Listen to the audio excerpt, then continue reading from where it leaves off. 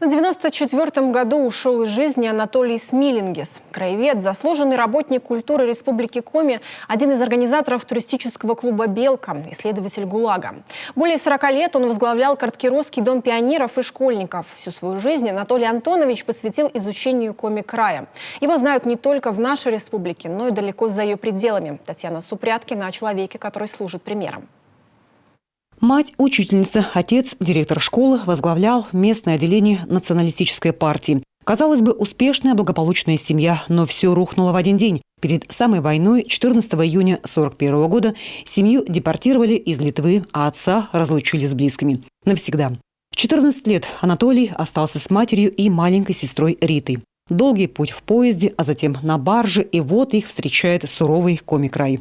В спецпоселке второй участок. Мать нашла работу в местной бане, а Анатолий пошел валить деревья. После ареста матери за то, что украла несколько зернышек овса, Анатолий начал пухнуть от голода и чуть не умер.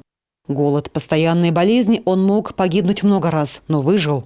Здесь был поселок, огороженный частоколом, окруженными 4 или 5 вышками сторожевыми.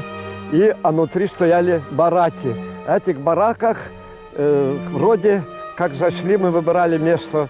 Первые были никаких людей, но чувствовалось, что люди только-только ушли. И некоторые женщины нам говорили, что даже печки были теплые. Конечно, первые недели, пока мы знакомились, нас оставляли в покое. Но через неделю уже всех начали направлять в лес, как мы тогда выражались, пилить дрова. И мы начали вот в этих местах где-то пилить первые бревна. Женщины были одеты, в то время в платьях, чулках, туфлях. Представить себе идти. Но мы, пацаны, нам было интересно, попилим, погуляем. Вот, а женщины не спилят одно дерево за весь день, другой день рубят сучи, гоняют комаров, то есть никакой производительности не было. Но уже к осени, естественно, шла война, и дисциплина ужесточивалась. К осени появились, кроме нас, литовцев, здесь много китайцев, корейцев, появляются потом немцы, финны. Жизнь и работа в лесу оставили свой отпечаток. Его любовь к природе, к лесу была так велика, что после войны он начал водить детей в походы. В 1955 году Анатолий получил из Литвы извещение о том, что отныне свободен. Однако на родину он не вернулся. Посвятил себя детям и изучению Коми-края. Вместе с подростками ходил на Северный и Приполярный Урал, Северный и Южный Тиман. На плотах, байдарках и надувных лодках сплавлялся по всем крупным рекам Коми. Из походов привозили множество находок, по деревням собирали воспоминания старожилов.